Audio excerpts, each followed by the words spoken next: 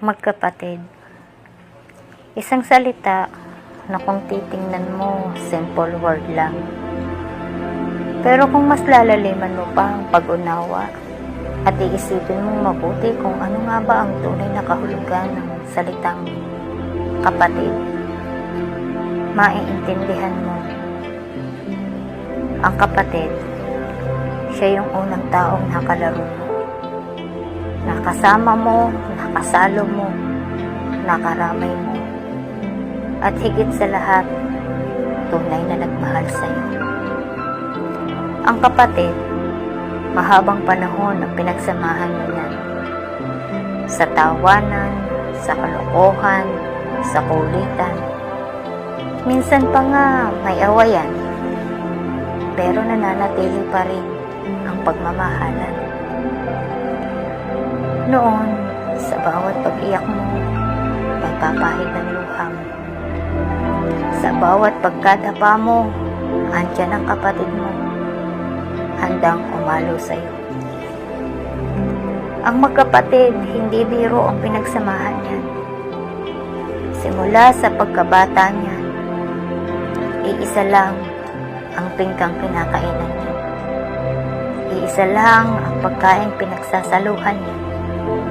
Iisa lang ang higa ang tinutulugan niya. At higit sa lahat, iisa lang ang dugong nananalaytay dyan. Ang kapatid, kahit mag-away kayo niya, magkasakaitan, magsalitaan, magsumbatan, at ang pinakamasama, magsumpaan. Balik-baliktarin mo man ang mundo, hindi mo matatakasan ang katotohanan. Iisa lang ang taong inyong pinagmulan.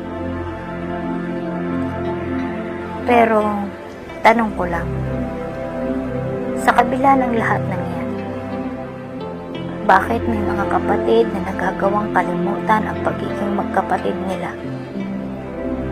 Dahil lang sa mga bagay sa mundong ito.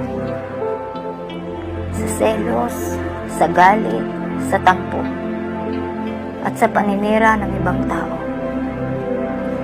Hindi ba dapat yung kapatid mo ang mas naiintindihan mo? Mas inuuna mo, mas naaalala mo, at higit sa lahat, mas minamahal mo kaysa sa ibang tao. Bakit may mga kapatid na kayang kalimutang lahat ng pinagsamahan nila simula sa pagkabata para lamang mapatunayan nila na mas angat sila, mas magaling, mas matalino, mas mayaman, mas makapangyarihan? Oo, minsan dumarating ang time na hindi kayo nagkakaintindihan. Pero huwag niyong hayaan na yung simula sa pagkabata niyo na kayo yung magkasama. Masaya man o malungkot, away-bati man, pero nananatili ang pagmamahal bilang iisang laman. Mahalin mo ang kapatid mo, higit kanino man, dahil kahit kailan, ang kapatid ay kapatid at di yan matatakasan. Kaya dapat, kahit dumating man ang time na hindi kayo nagkakaintindihan o may bagay kayo na pinag-aawayan, alalahanin nyo lang na sa dulo kayo din ang magtutulungan.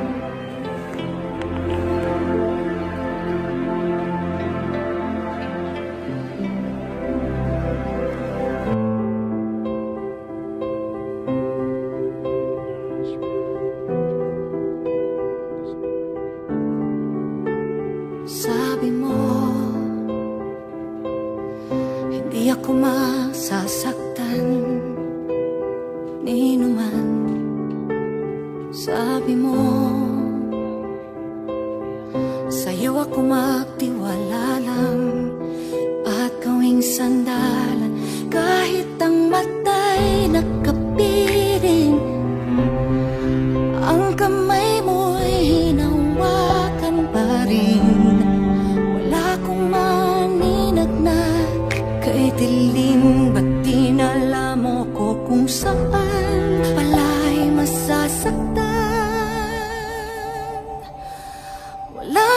usapang ganito?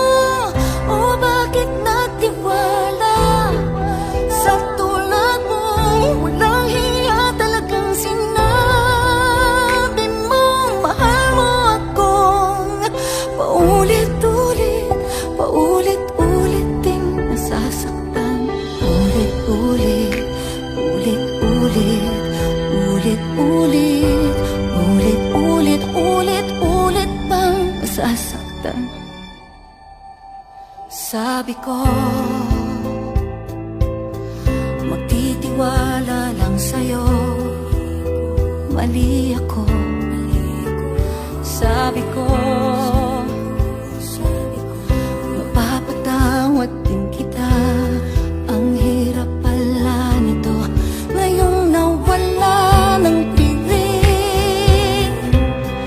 Liwanag suminag, tinawing dilim. Nakita ko ng lahat ng ginawa mo sa akin. Ba't dinala mo ko kung saan? Alam mong masasaktan. Walang usapang ganito. O bakit nagtiwala sa tulad mo? Walang hiya, talagang sinabi mo mahal mo ako. Paulit-ulit, paulit-ulit ding nasasaktan.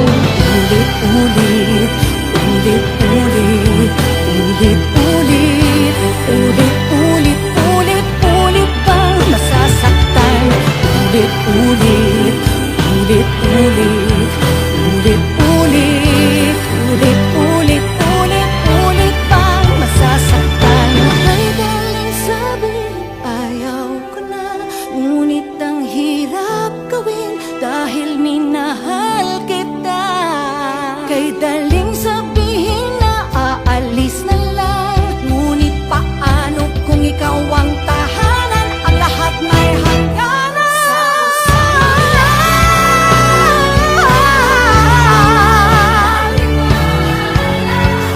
Sa tulad mo, walang hiya, sinabi mo mahal mo ako. Paulit-ulit, ulit-ulit din nasasaktan.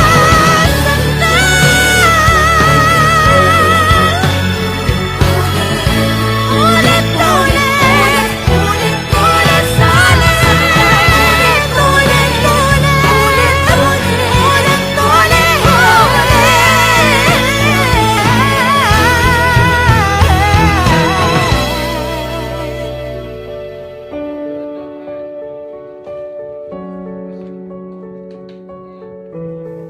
walang usapang ganito. O bakit nagtiwala sa tulad mo?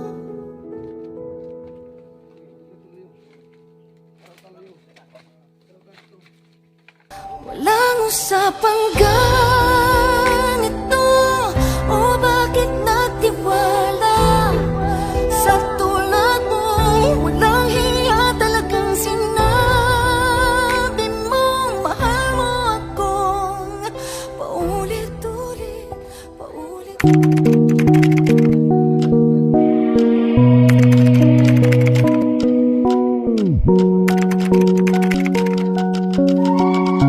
Aminin man natin o hindi, may mga tao talaga na masakit magsalita. Yung di nila iniisip ang sasabihin nila, na akala nila okay lang kasi salita lang naman yan. Pero di nila alam na sa isang salita, eto ay makakasakit ng damdamin ng iba. Kaya sa mga taong masasakit magsalita, pwede ba? Makinig ka. Kung wala ka namang sasabihing maganda, mas mabuti pa, manahimik ka na lang. Isipin mo muna ang bibitawan mong salita bago mo ito sabihin sa iyong kapwa, sa iyong pamilya, sa iyong kakilala, o sa kahit sino pa. Kasi tandaan mo, di yan mabubura ng isang sorry mo ang sakit na ginawa mo. Maaaring mapapatawad ka niya pero di niya makakalimutan ang masasakit na binitawan mong salita. Di mo alam yung totoong buhay niya. Di mo alam ang hirap na pinagdadaanan niya bago niya nakuha ang kumpiyansa sa sarili niya na kaya niya, na may pag-asa pa, tapos ikaw, lalaitin mo lang siya base lang sa iyong nakikita. May damdamin yung tao. Kung sa tingin mo, salita lang yon, sa kanya, masakit na yon. Kung sa tingin mo, di siya naaapektuhan, pero di mo lang alam, labis na pala siyang nasasaktan. Kaya matuto ka sanang makiramdam, di yung nasasaktan na nga pagtatawanan mo pa. At sa may mga karelasyon dyan, kung galit ka, huwag ka nang magsalita pa. Baka kasi akala mo okay pa yung sinasabi mo, pero masakit na pala sa partner mo. At higit sa lahat, wag na wag ka magdedesisyon kapag galit ka. Baka kasi pagsisisihan mo ang desisyon na nagawa mo. Kasi tandaan natin, hindi mabubura ng isang sorry ang masasakit na binitawan nating salita.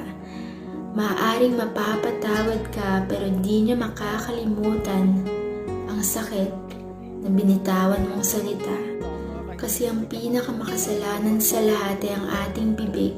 Kaya gamitin natin sa tama at iwasan ang masasakit na salita para di tayo makakasakit ng damdamin ng iba.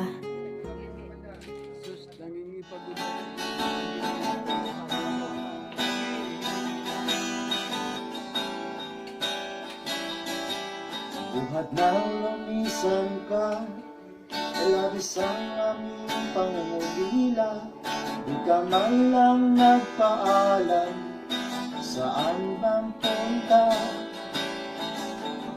Kung alam ko lang na ito'y mangyayari, di sana papayagan na ikaw ay mabawi.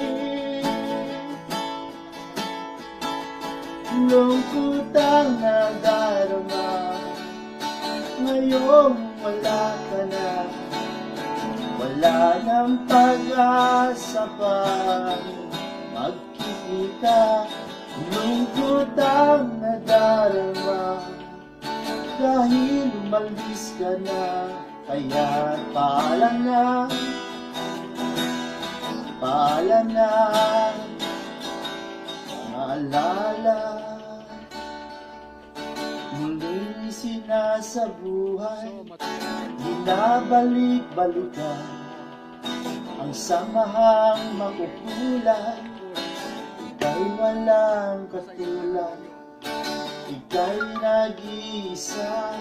Di ka mabubura sa ngalan ng musika.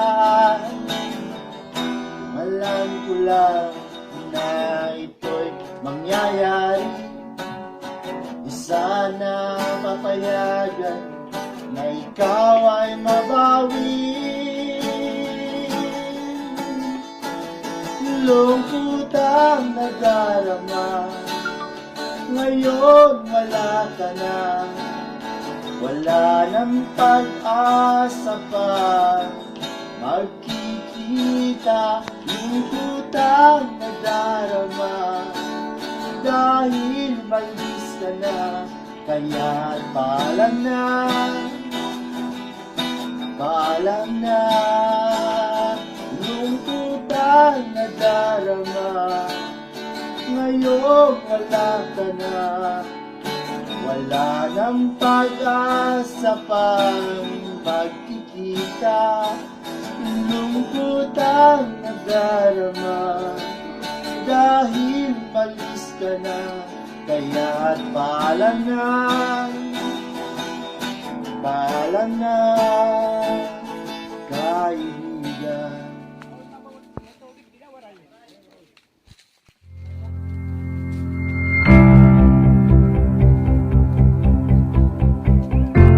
Hindi sa taas ng edukasyon nasusukat ang pagkatao.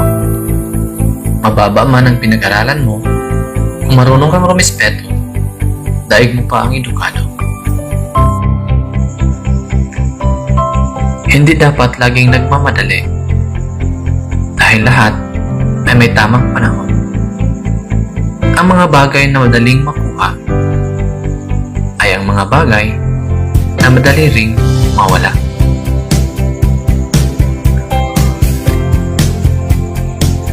Kapag nadapa ka, bumangon ka. Tandaan mo, may pagkakataon ka pa para ipakita sa kanila na hindi sa lahat ng pagkakataon tama sila.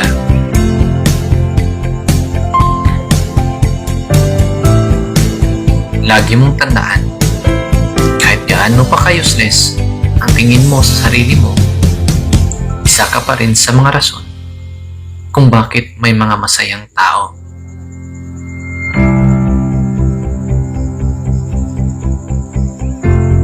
Pag malungkot, problemado agad. Di ba pwedeng wala lang pera?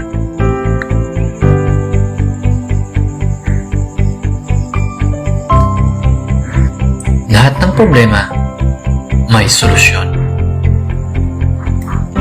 Pag may problema, iiyak mo lang, tapos tama na. Punas luha, ayos damit, suklay buhok, tapos smile. Tuloy ang ikot ng mundo.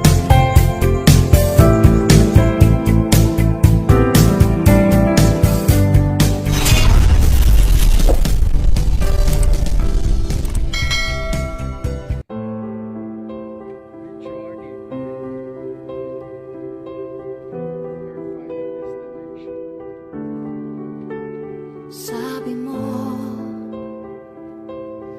hindi ako masasaktan ni numan. Sabi mo,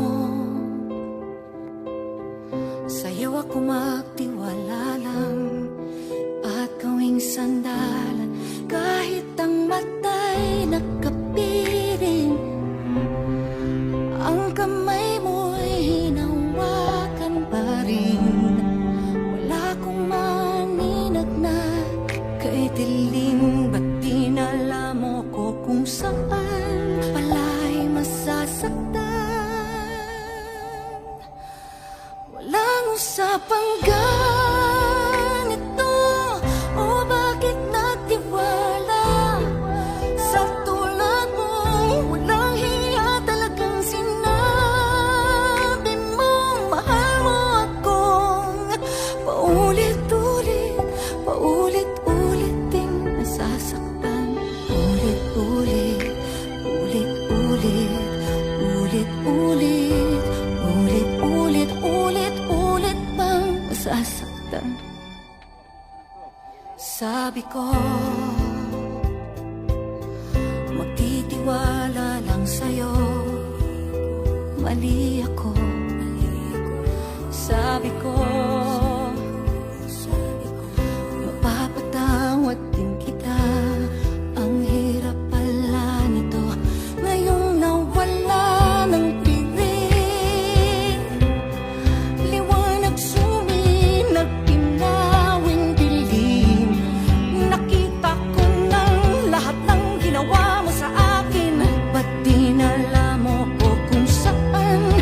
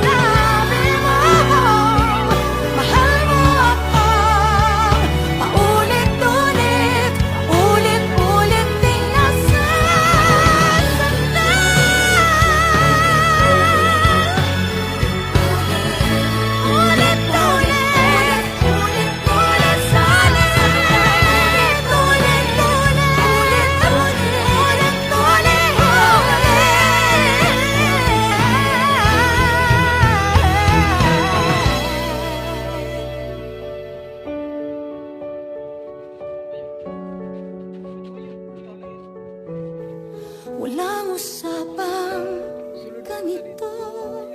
O bakit nagtiwala sa tulad mo?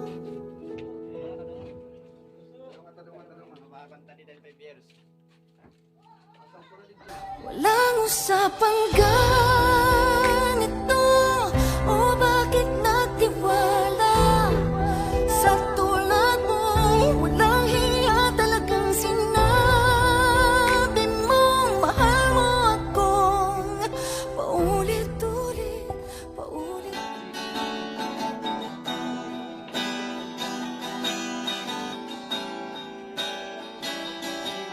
Buhat nang lumisan ka, labis ang aming pangungulila. Di ka man lang nagpaalam, saan bang punta?